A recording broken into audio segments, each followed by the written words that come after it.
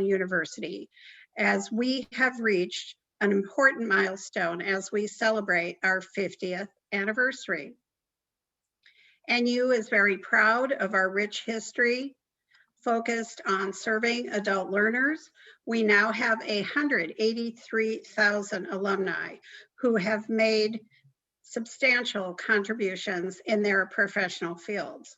NU graduates make a difference, and today is a great example as we are featuring one of our own graduates, Legg, who has an MBA from National University and graduated in 2011.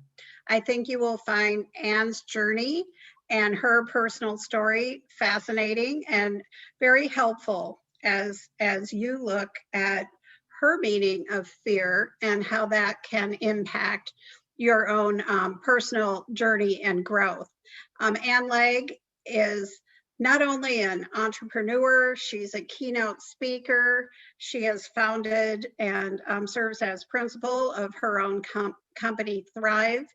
In her spare time, she climbs mountains. She, in 2019, climbed Kilimanjaro. She also, is a marathonist. She's a triathlete, just a fascinating story as an educator and author. And you will find just her wealth of experience as something you can all grow and develop from. During these speaker series, we do have a moderator, so all of you are encouraged to submit questions throughout the webinar in the chat section. We do ask that you mute your mics throughout the presentation, and then I'm pleased to introduce Dr. John Cicero, who will be serving as our moderator once the presentation is over, and John will be reviewing your questions and asking Anne about them. She'll have an opportunity to address them. And Dr. Cicero serves as our Vice Provost for National University, as well as the Interim Dean of our College of Professional Studies. So it is indeed my pleasure at this time to turn things over to Anne Legg. Welcome, Anne, and thank you so much for sharing your expertise tonight with our guests. Anne? Thank you so much. What a pleasure. This has just been a delight. As Nancy said, what a great introduction, that I graduated with my MBA in 2011. And I am absolutely thrilled to be able to help you celebrate 50 years. That's such an amazing accomplishment. So today we're going to talk about how do you turn fear into fuel. And I want us to anchor on kind of two thoughts around that. And I'm going to share a lot about what we talked about a little bit at the beginning, which is around Kilimanjaro. But two things I want you to think about. The first one is you have everything that you actually need for your best you. You have it right here. You may not think that you do, but you do. And then secondly, I'm going to walk through a framework that's going to help you deconstruct some of those personal or professional trajectory obstacles and turn them into strengths. Now, the best way we can do that is because, and by the way, this is me at the summit on the tallest mountain, freestanding mountain that we have at 19,000 feet. That looks pretty snowy. I'll get to more about that in a minute. So to start off our conversation, it's going to be like, well, Anne, why are you what gives you expertise to talk about fear, excuse me, and overcoming obstacles? Well, let me just share a couple of things that has happened since I graduated. First and foremost, I have spent the majority of my professional life in credit unions. I love that sector. It's been an absolute joy for me. So when it came time for me to do my MBA thesis / capstone, I did it all on credit unions. Well, it was quite a cool journey. I didn't expect I was fulfilling, obviously, the requirements for graduation, but my capstone ended up becoming an amazing story in itself. It became a domestic and international white paper. It became a white paper that everybody in the industry read. It started winning a whole bunch of awards. And then I was asked for it to be submitted to what's called the International Cooperative Sentiment. Credit unions are financial cooperatives. And every 2 years in Quebec, all cooperatives, so healthcare, educational cooperatives, all meet in Quebec. And they talk about the entire cooperative industry. My MBA thesis was actually presented. I got to present it and it was published there. This was pretty crazy. It was an amazing recognition. And it was fun because it was amazing because it was everything I had learned about, right, during my program. Also, since graduation, because I got my MBA, I've had an incredible ride professionally. I was working for a credit union in San Diego, and I got recruited to work for a credit union 8 times the size in Los Angeles. 8 times is huge. 1 or 2 size of the organization, those are doable. And a leap 8 times, that was scary. I'm not going to lie. But then it got better. I moved into consulting. From there, I worked for a Fortune 500 company. Talk about 8 times the size. That one was nuts. We had 124 employees in over 56 countries. That actually made that 8 times leap feel like a cakewalk. From there, I decided it was my time to start my own company. And with 18 months, I actually was asked and got my company acquired. If I hadn't done my MBA, I wouldn't have been able to know how to do the valuation. From there, I actually sold my company and then decided to start another one. And I wrote a book, as we were talking about, and that book also has had a fun life. That book is now being used for Credit Union Management Institute, and it is now their textbook, and I'm one of the lead faculty members. Okay, and you're all going, does she like take a breather? How does this work? We'll get to all that in a minute. From the personal perspective, it's been a lot of fun. I realized that, spending a lot of time getting your MBA, you need to start after you get that space back, and we'll talk a little bit about that. I realized I needed to get back into personal health. So in that time, I've done 9 triathlons. I did my first half marathon. That led me to do 3 more. In the pandemic, I thought, well, since I'm here and I'm not traveling, I gave myself the goal to do my first full marathon. That is kind of nuts, let's be honest, because there's nobody cheering you on. You've got to figure out how to do it yourself. But I'm glad I did. I also got into obstacle race courses. So I did a ton of they're like, basically think about playgrounds for adults where you run around, you do 10 miles and you jump around and do a bunch of things. So I've done a Spartan and 2 Tough Mudders. Tough Mudders are really tough. You actually have to go through things where you think you might possibly injure yourself substantially. This all leads me to the most physical thing I've done in recent terms was in 2019. I flew to Africa and said, I'm going to go climb Mount Kilimanjaro, the tallest freestanding mountain on this planet. So that's what gives me some experience to talk about facing my fears, giving you a framework that you too can use that will help you work through, at least give you a guide to help you work through some of those things that may be there that's keeping you back from being your best you. Okay, so biggest thing I want you to think about, and I had a good friend who told me this one a long time ago, things happen for you, not to you. And when you get a moment to kind of reframe that, you realize there's a gift in everything that's happening. It may not be what you wanted, but it's there. So let's walk through the best one here, which is pretty much the most arduous thing physically one can do, is climb Mount Kilimanjaro. So let's anchor on what the heck is Kilimanjaro, because really not all of us sit and say, what's the tallest freestanding mountain? Well, it took me 3 flights. I'm located in San Diego, California, 3 flights, 10 time zones, and a 20-hour plane ride. And as you can see, you start over in California, head up through Europe, and then you're on the eastern side of Africa in the country of Tanzania. Now, let's walk through some of the details. First thing, I decided to do this 4 months before I actually decided to do it. I decided 4 months out, said, this is the time, I need to do it. It's the tallest freestanding mountain because as you see this image here, you realize it's the only peak. Many people start thinking about larger things like K2 and Everest. Those are all part of a range. This is the only one that's just hanging out by itself, which is why he gets to be the tallest freestanding mountain. The summit is 19,341 feet. Remember, you get a little dippy anytime you get over 10,000 feet, so you're pushing your body to a high limit. You climb for 8 days. That was the path I took. I hiked over 44 miles in those days. You're sleeping on the ground and in a tent. 40%, pretty good stat there, of people do not make it. There are people who die. It is not something for the faint of heart. There is no running water. And be honest, I didn't speak the language. It is Swahili. Okay, so how does one even take something like that on? How does one even start this, right? Well, first things first, you've got to start thinking about it logistically, right? Okay, how am I going to get there? What's my travel? You cannot do any rogue hiking. You can't just say, I'm just going to go travel. You luckily have to be part of an outfitter. So you have to find a firm that's going to take you through there. You need a lot of equipment. You definitely need a whole lot of vaccines. I needed a bunch of shots and vaccinations and a bunch of things. You also have to get a visa. The biggest thing most of the outfitters make you do is go and get a medical test, which I was happy to go get and have my doctor say, hey, in your 5th decade, sure, I'll say yes to you. Right. Now, how does one start physically training for it? Because you're right, you're going to go up. It's going to be arduous. They do make some recommendations. There's a lot of plans out there, but here being at sea level in San Diego, I needed really to figure out how I was going to do this. So I'm a member of my local Y. I got on the stair stepper and I did a lot of stair stepping. It really does work. You can see I climbed the Twin Towers 26 times. I also climbed over 115 miles trying to get elevation. And here's the fun part. I had climbed Mount Whitney 20 years prior to this moment, and it took me 2 days to do it. Prepping for this one 20 years later, I did it in 17 hours. Mount Whitney, 14.5. So I thought I was ready. I'm like, let's do this. Okay, so what does one pack? Well, there I am at the San Diego airport. You can only take 33 pounds of stuff. You have to pack for 8 days. You get to bring your sleeping bag, your camping poles, all your hiking equipment. And here's the kicker. You got to be able to pack for a range of conditions. You're going to be in 80 degrees going up to -20. That's not really up. You're going up the mountain down to -20. You start at 7,800 feet. So here in San Diego, that's still pretty high.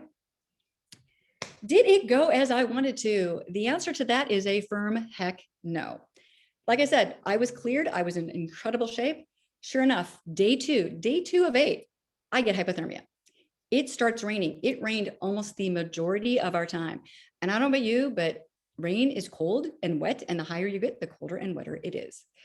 5 hours into hiking the rain at 11,000 feet, I lost feeling in my left foot. That is officially hypothermia. This beautiful shot you're seeing here, those are my cute little toesies in my tent in a bucket with warm water. We had a crew that was obviously feeding us, and they literally would bring up these containers of gas that they would use to cook off of. Gave me that. Luckily for me, I was able to get back in the game, start getting the feeling back. You need to do that when you hike. I kind of wish that that had been the only thing, because day 3, the next day after I get everything feeling good, I came down with altitude sickness. So for those of you who may not be familiar, every time you scoot your body up farther than the norm, oxygen has to flow and has to work harder in your system. Many of us get what's called altitude sickness. Yes, it can absolutely kill you. You do take some drugs to help your body work to thin it out. In my case, I was lucky that it wasn't super severe, but it's pretty horrible. Symptoms include headaches, vomiting, tiredness, trouble sleeping. In my case, it came down with full-on tummy troubles. We're just going to leave that gently there. The challenge is when you're hiking that much and moving that much, you got to have fuel. So if you can't keep what's in your tummy for fuel, it makes it pretty arduous. So that day I thought for sure, day 3, peace out. I'm not able to do this. Amazingly enough, because of the situation, if you give yourself enough time to acclimate at 11,000 feet, you can do that. So I was one of the lucky people who, after about 7 hours of being sick, my body said, you're fine, you're ready to go. Then I had the cool opportunity of the next day that every time I was hiking, I had to refuel for everything. I ate 5,000 calories, you guys, 5,000 calories. It was amazing. I was never not eating. And what was I eating? I was eating a lot of different really good food, but tons of snacks, high sugar snacks, because you need the energy. Gummy bears, you guys, love them to death. I had bags and bags of gummy bears that I was just stuffing. So let's be honest, that is what I looked like. That's not my best day, but there's day 3. You know, you'd think that 4, 5, 6, 7, and 8 would be better. Not so much. Day 5 was when we got to this point, and I knew this, I know what I'm getting into. I knew that I was going to have to do some climbing where there was going to be some sheer. I talk about this and my hands even get wet when I think about it. I'm not that I'm fearful of heights, but I'm not somebody who really likes to, not have a gate or have some sort of security. So here's Barranca Wall. It's the place that you actually have to go 800 feet. So I've got a graphic here that I'll enlarge in a minute. It is a class 4 out of 5 in the difficulty hike, which means basically if you fall, you're going to do some damage. The biggest challenge when you get up on the top of Barranca Wall is there's a pathway that's about this big. All right. That's about my foot. All right. You have to go and cross this. And the way you cross it is you put your arms out and you literally hug the rock, the sheer cliff. They call it kissing rock because your lips are literally like that close. You scooch along and then you get to the other side. And I'm actually feeling myself perspire as I think about this. When you get to the other side, the thing you don't do is you don't look down. You just keep moving forward. So there's Barranca Wall. And when you look at it, the Empire State Building is 102 floors. Barranca Wall is 84 floors. And see all that lovely, gorgeous steam and gross? That's actually rain that was raining on us as we were going through it. And here this little red dot, that little line there, that's my little head. There's the crew that I hiked with. As you can see how sheer it is going straight up there. Right now you're thinking, well, it's got to get better for you, Ann. Well, you're going to do the summit. I made it that far. What's really fun is you get to 15,000 feet, and that's where you spend a night to be able to really bring your body up. You start hiking at around 11 o'clock at night, so you can start going through pretty much a lot at night so that you get the most sunlight to be able to get down, because you're going to have to go up to 19,000 feet. You can't stay there very long. You don't have oxygen. It's not pretty healthy for you. Come down, and then you're going to have to go all the way down to 10,000 feet to recover. So this is your longest day of hiking and the hardest on you. Everybody is looking for this. What makes Kilimanjaro amazing is that you've got 3 beautiful glaciers all coming together. And this is what you hope you see. You're like, please give me the sunset. I'm going to be summiting around 7 o'clock in the morning. It's amazing. No, what I got to see, for anybody who watched Game of Thrones, was kind of north of the wall. We had an incredible snowstorm come through because we had all that rain. We were told it was going to be -20, which is very cold. Luckily, it was only -12. Not sure I could tell the difference. Long story short, you're hiking and you can only see a few feet in front of you. I didn't get to see this, but that didn't make it any less beautiful. I got to summit. Like I said, I did this in October of 2019. It was incredible. You are completely dippy. You definitely it's something that I can't even believe that I go up in planes and that is all action for me, and that I did this on my own. So as I said, we had very little visibility, 8 hours to get up and only 4 hours to get down. And then we had another couple miles that we had to finish that day. So why the heck would anybody choose to do this, right? I mean, 4 months out, that's kind of insane.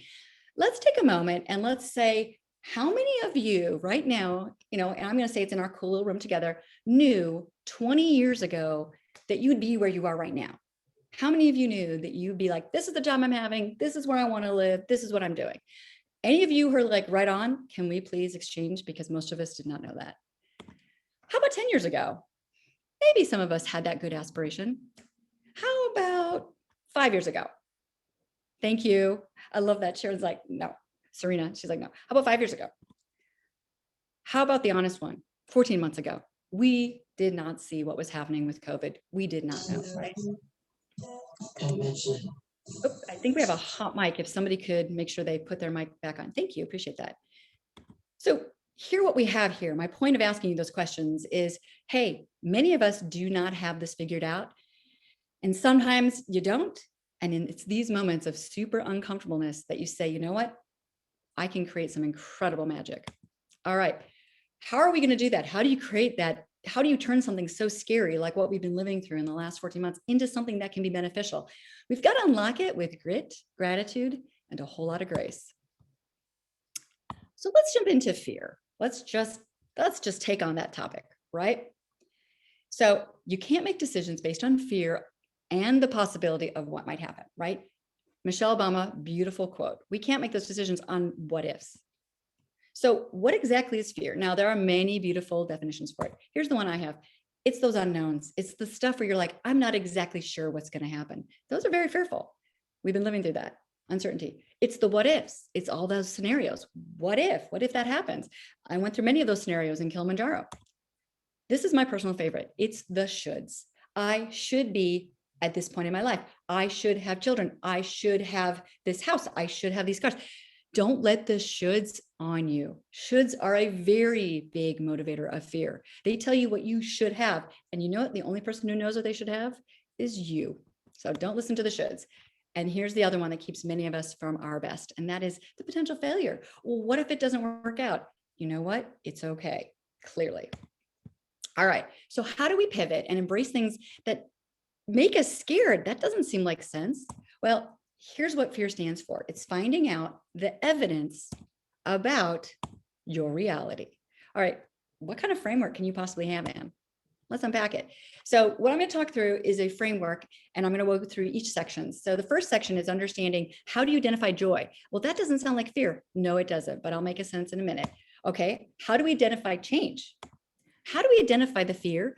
How do we get to that evidence about our fear? How do we look at that, unpack it, and say, how do we deconstruct that fear? Because 9 times out of 10, you've actually had something that was similar.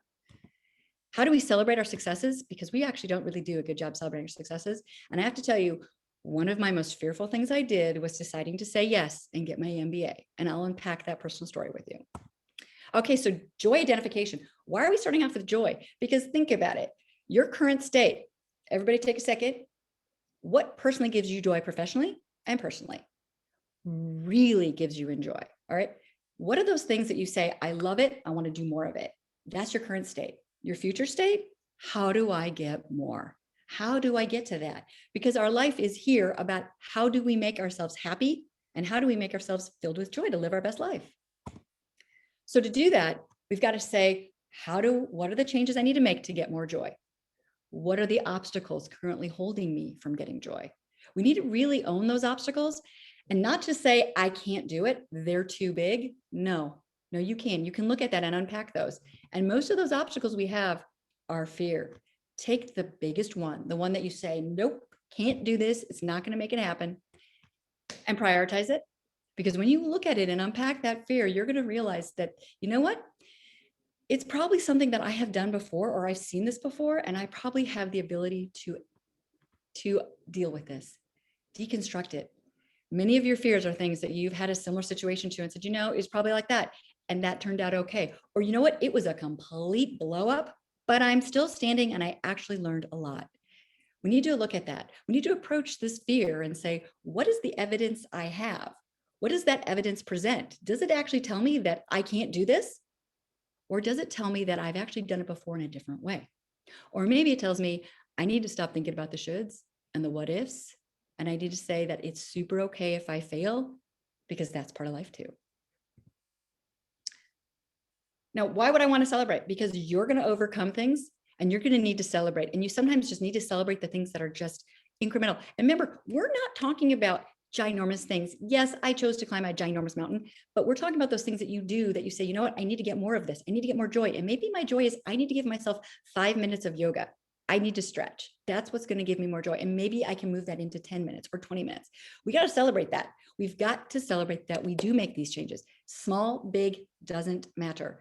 Why? Because if we don't celebrate the things that we do, and by the way, nobody's going to celebrate it for you. You got to celebrate it yourself.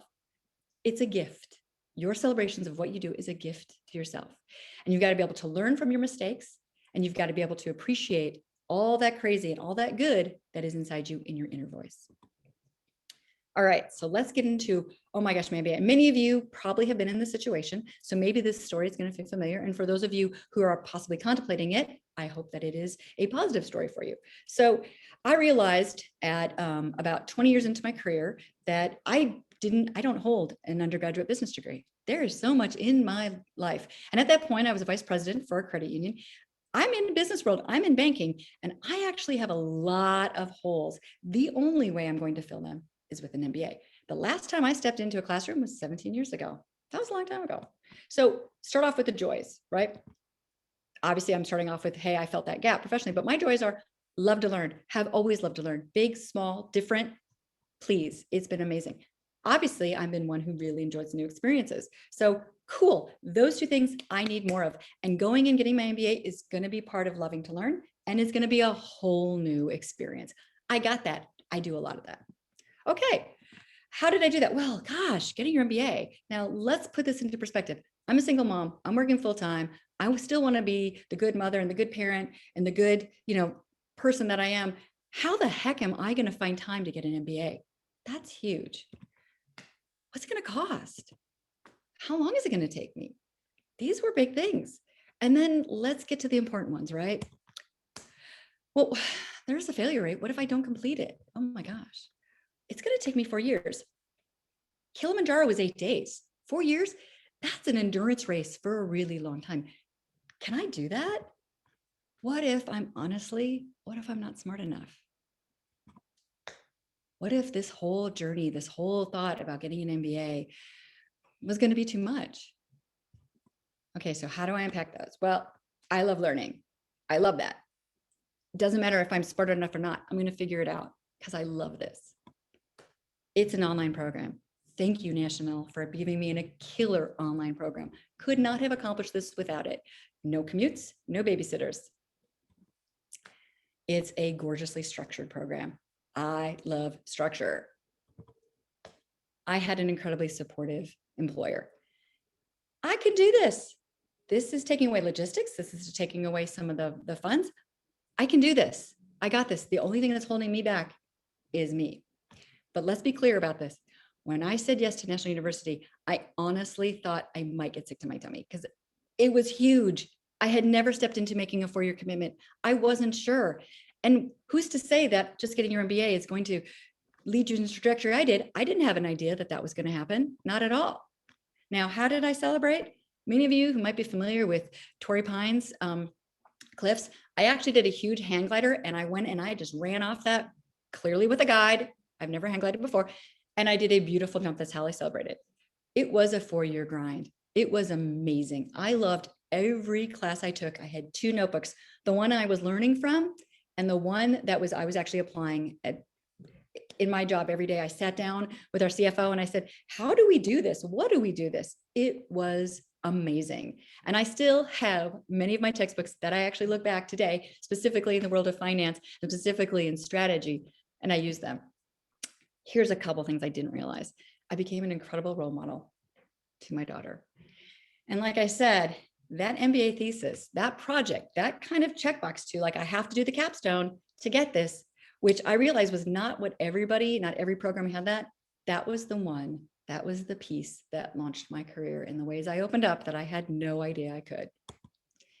So let's bring this all back into a couple of cool pieces here. The first one, life is absolutely a journey. It is not a destination. You need to identify your joys and you need to keep pursuing them. That's what we're given. That's our gift, that we can feel and experience joy.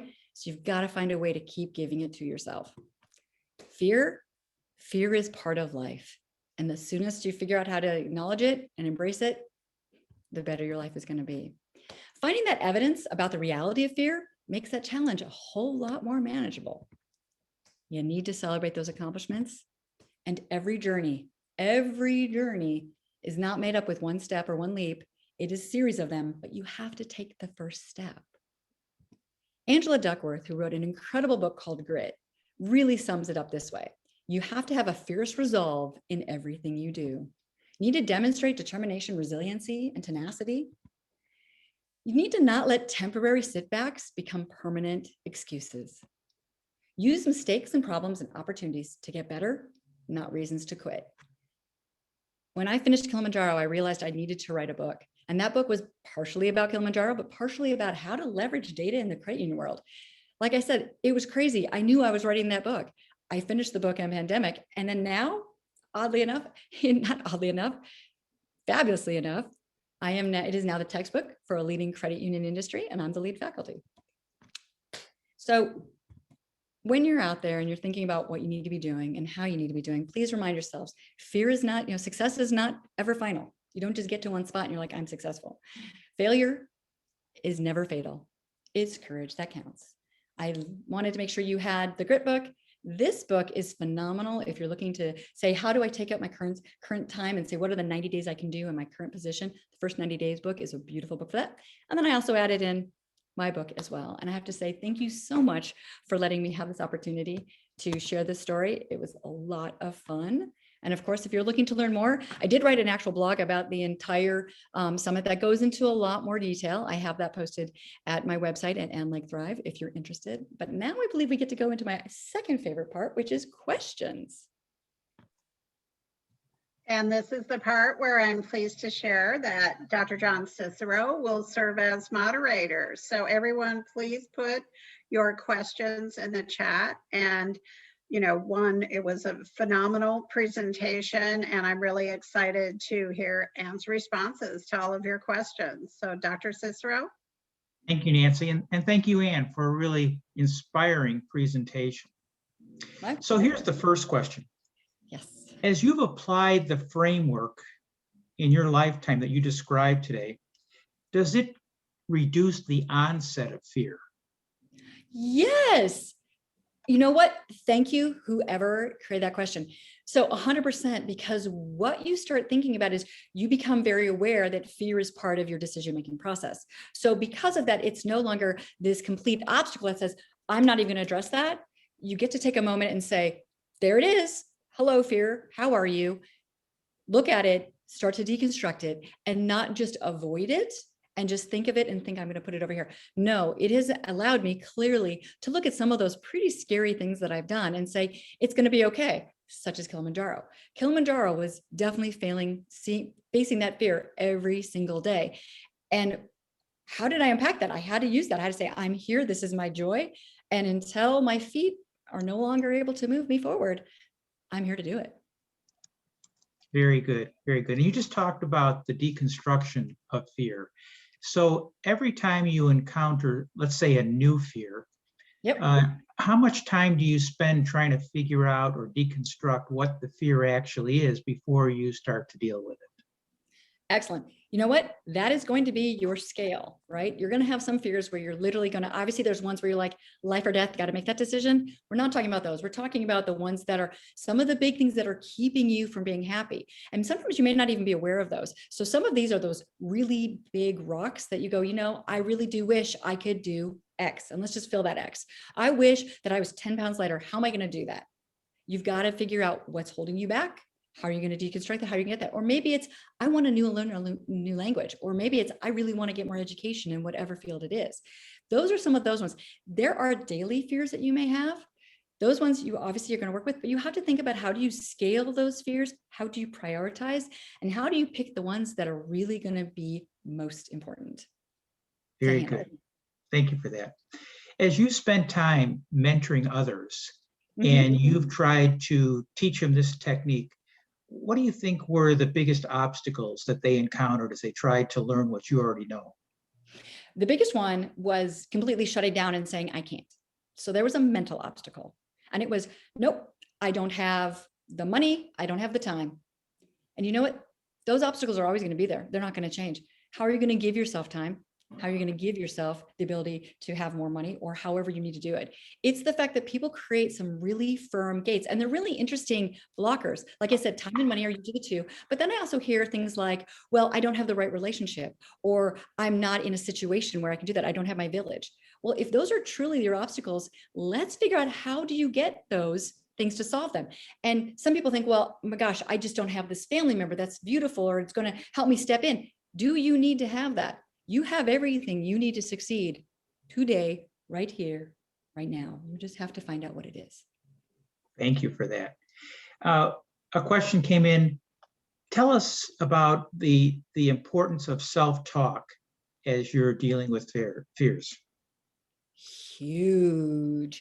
Okay, so what's interesting about fear is, for whatever reason, that negative voice loves to start shouting. You can't do this. You can't do this. You can't do this. You can't do this. Hey, let's just be honest. Before we got on today, I had a little bit of that nerves in my tummy, like, oh my gosh, I'm doing this rather big presentation. I'm going to be nervous. Okay, self-talk. Anne, you've done this 500 times before. You enjoy talking to people. You love sharing the story. It's going to be okay.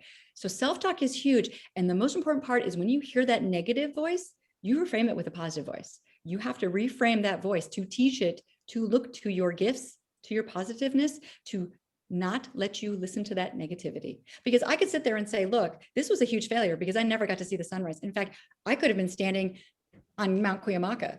Honestly, look, there's no reason in behind that scene, but that's not it. That was an incredible gift. And I love that. And I wouldn't take anything different from my pretty amazing trip of Kilimanjaro. Thank you for that, Anne.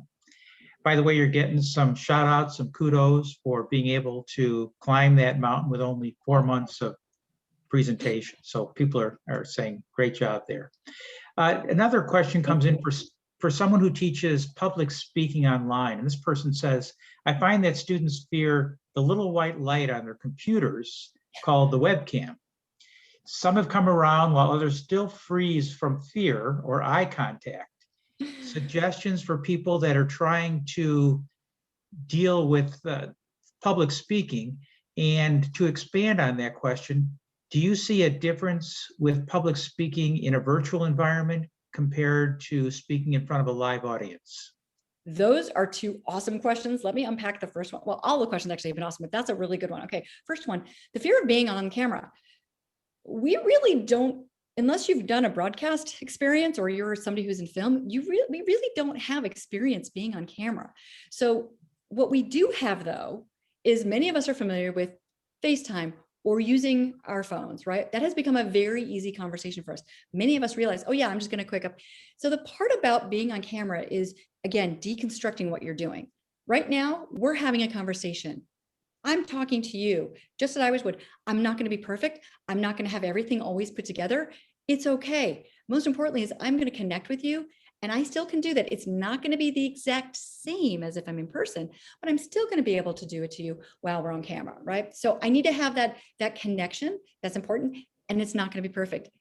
It's okay. We're not supposed to be perfect, but for us to really have a good, experience, and for me to tell my best story, I have to do it so you can see me. Okay, second question. So I've spoken to audiences as large as 5,000 and just as small as 80. And in that time, it's very interesting because as you're working with large presentations, sometimes you can't see your audience, sometimes you can see everybody. But most importantly, when you're on stage, you're moving back and forth, right? You've got a lot of personal energy that's going on. As you can tell, I love to use my hands. That is not happening online. So when I'm working in an online setting, you can tell I'm using different techniques to keep you engaged as if I were standing there talking to you. So the online, this virtual is very different, and you have to be mindful for that. I was just doing some work with a client where we had it was 120 people in a room, and I needed to teach them something. So I used a lot of polling because there's no way I'm going to be able to get that type of room to start giving me feedback. So I'm going to use the techniques that I have to use the polling to have me understand the vibe of the room, to then make sure I change and pivot on what those knowledge gaps are and work through it. These are two different formats. In person, if somebody is disconnecting from what I'm talking, and let's say I'm in a room where I can see everybody, I can actually walk up to that person, right? I can start, if it's an informal presentation, I can do that. I can't walk up to you right now unless I chat you and say, hey, are you okay? And is everything going? Two very different spaces. Most importantly, it's all about how do we connect and how do we provide that value? And the most important is that value exchange. I'm giving you something and you've got something for me. It's not just one way. It's a beautiful give and take. And that's what video affords us. So we're really fortunate to be able to have this. Wonderful. Great answers. Thank you. Mhm. A little earlier, I asked a question about self-talk. Here's a slightly different question. Do you use any imagery when you're dealing with fear? 100%. So probably around 5 years ago, I started working with, actually it was longer than that. It was close to probably 8 years ago. I started working with mindfulness. And what mindfulness is it's a lot of different things to a lot of different people. But for me, it was able to quiet my mind because with this activity I have and my high energy, my mind can spin. So being able to learn how to calm myself down, and that actually was a series of counting down backwards, really slow, and really listening to my voice, and being like, this is one, that's it. So counting down. And then I do have some visualizations, and there's a lot of gorgeous apps out there. I've used Calm, I've used a couple of them. And I started to get my thoughts out of that crazy, too much scattered craziness to focus down to what's really important, to quiet my mind. In that quiet space, it was crazy the cool things that I came up with. It was that quiet space that I realized I needed to write that book, and then started writing that book in my head so that I had the outline and could start working at it. It's the ability to quiet the mind, to be able to visualize, to calm yourself down, to give you that peace and that pause to say, I'm going to be okay with this fear. I got this. Thank you for that. Another good question here is, when you deconstruct fear, you must also have to trust, must have a trust in others. How do you trust that others have the same goals or core values as you do? Okay, so there is an assumption that was made in there that you are going to trust in others. That's not something you can guarantee. You have to trust in yourself. And here's the hardest part about that. You're not going to know all the answers. You don't have to. You just have to believe you're going to figure it out. Okay, did I say that I'd have the solution? No, I just figured I'm going to move forward. So the most important about that is having the faith in however you want to define that, but the faith that it's going to work out as it needs to work out. So when you deconstruct that fear, you have to say, well, for example, what if I break my ankle or worse on Kilimanjaro and I don't finish? It is what it is. It's what that is what it was meant to be at that time. And let me own that and celebrate that for what it is. You have to unpack these shoulds and these constructs to say, you know what, I am not in control. What I am in control is how I respond, and how I'm going to respond at this time is that, you know what, I know it's going to work out. I don't have the answer right now, but it will work out. And when you let go and say, you know what, I'm going to figure out, I know that it's going to come to an answer, you get an answer and you do figure it out. It may not be at all the way that you thought it would be. I never thought at all that my MBA was going to lead me this incredible life I've just had in the last 10 years. No way, no how. I never thought I'd get 8 times the company size. I never thought I'd be working for a Fortune 500. There's just no way. I never, if you'd asked me 5 years ago and said, you're going to go climb Mount Kilimanjaro and you're going to write a book about it and become a textbook, there's no way. So some of it has got to just be letting go and saying, you know what, I don't have to have the answers. I'm going to give myself the gift of not knowing this right now. I'm going to also say I have the strength that it's going to work out the way it needs to. And if that doesn't feel like it's working out the way it needs to, then I need to keep looking back and understanding why that is, because it's in there somewhere. And sometimes it might be a while before it gets revealed. Very good. Great answer. Next question is, how has your philosophy influenced your parenting style and encouraging your children to turn fear into fuel? Oh, that is a good one. Okay, so there's a couple of things that are really cool about parenting. And that is that, again, from my philosophy, and this is just my philosophy, I'm here to create a happy, healthy human. I'm not here to make a mimic or a model of me, not at all.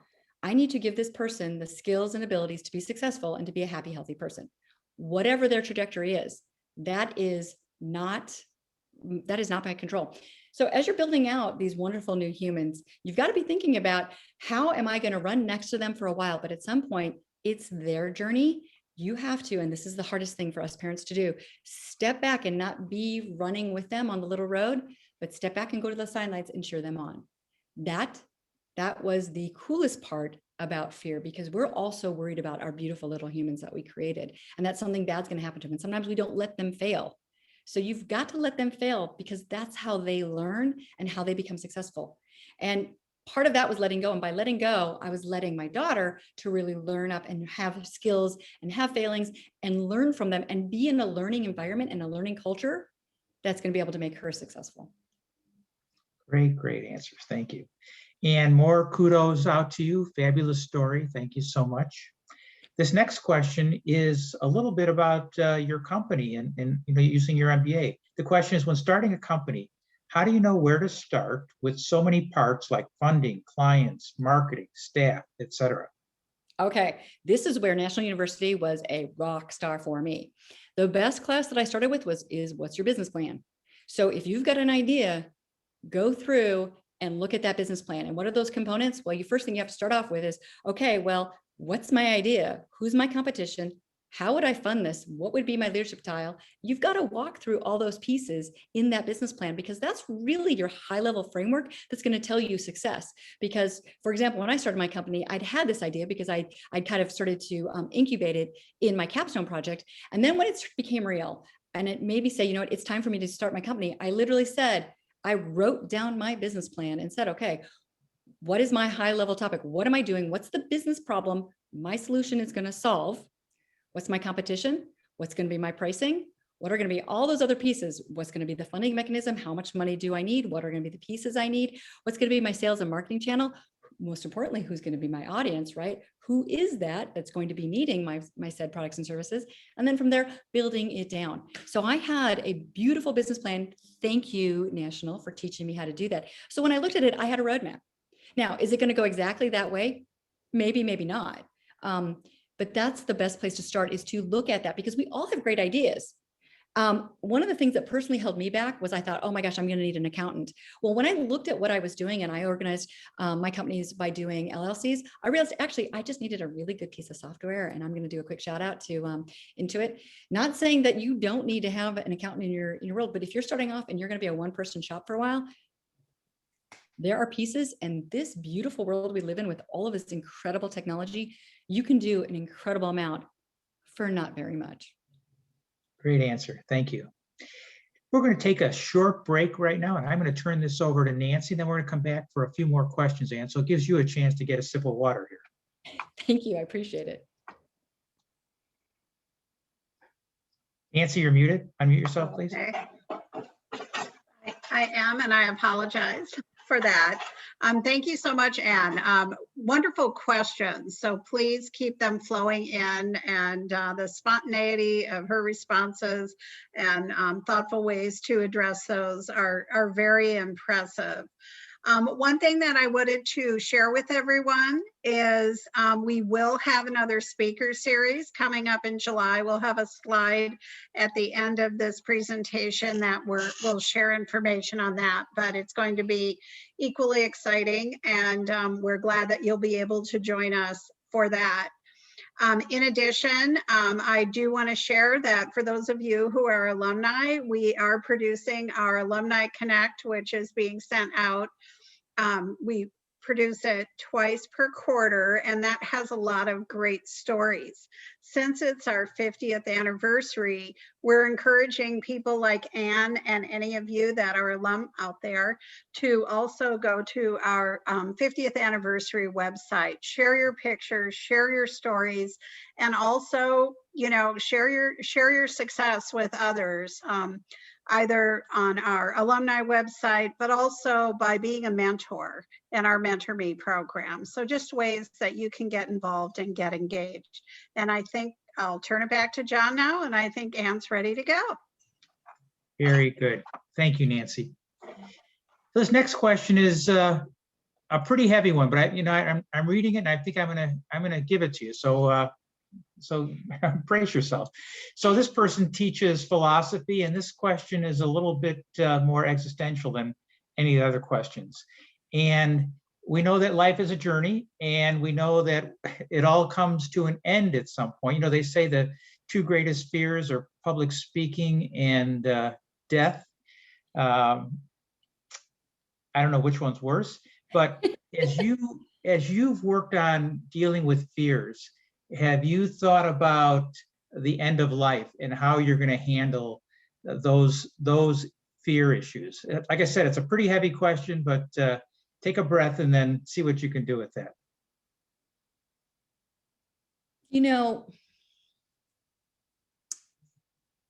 What's been really interesting about this new approach and about, what's happened in the last 10 years is my perspective is I am living my best life that I possibly can. And I love that. So I'm very happy and very at peace with what I'm doing and how I'm living. So it's not so much do I think about what will the end be for me, but what am I doing now that keeps me really fulfilled? Because I do know it will change. This entity that we have right now isn't forever. But I do believe that our gift that we leave, I should say, is that we get to do an imprint. And it's not like necessarily just in our children, but in the world that we live in. So as long as I am really feeling true that I am doing the best thing I can to do my best imprint, and I'm not perfect. It's not like every day I walk up and I'm like, wow, I saved a whale. Hardly.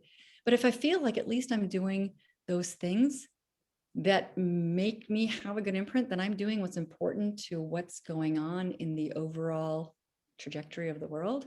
Because I want to walk away from what I've done on this planet feeling good about what I've done. That will give me great joy. So as we understand and reflect that this is a finite existence in the way we understand it, then how do we kick some butt and have some really good moments that we live and leverage and leave a beautiful, beautiful imprint? Very good. Great answer. I know that was a tough question. Glad you saved that for after a glass of water. I'm not going to lie. Whew, appreciate that one though.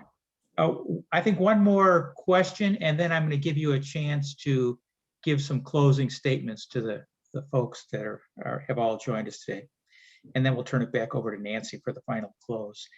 And I think you probably covered this a little bit, but speak again to the idea, athletes, of course, before they get on a field, they spend a lot of time in preparation. You talked about training 4 months to climb and so forth. So is there a daily routine of preparation for dealing with the unknown fears that you're going to face? Well, wow, that's almost as hard as the last one. Sorry. No. These are good questions. I guess I don't look at every day as it's going to be filled with fear. I look at every day that's going to be filled with joy. So I'm constantly looking at how am I going to leverage my joy today? How am I going to find the goodness that's there? Because it's always there. And let's just speak a little bit to visualization, because that is huge. So one of the things that helped me a ton with the MBA, 4 years is a long time. And I did, basically a class on, class off, never stopping for 4 years. But I could visualize where my path was. I knew I had 17 classes. As soon as I finished one, I was going to have 16. I was going to boom, boom, boom. I could keep that going. In Kilimanjaro, I knew all the reading and everything I had done, that each day was going to be a little different of an obstacle and a challenge. And I was thinking, okay, well, how am I going to get through this? And I would deconstruct. The very first time I did my very first, I should actually say I had about a 15-year between my first triathlon and my second one, was how do I know that I'm going to survive this, right? How do I know I'm going to get in water and I'm going to swim? Well, you take it in pieces. Okay, well, I'm here at the water's edge. I'm as trained as I'm going to be. I'm going to go in, I'm going to go to the first buoy, then I'm going to go to the next buoy. It's going to be on my left. I'm going to get out. I'm going to breathe. It's going to be fine. I'm going to get in. I'm going to go into transition. Then I'm going to get off my wetsuit. I'm going to probably have some fuel. I'm going to get on my bike. I'm going to now bike for the next whatever amount.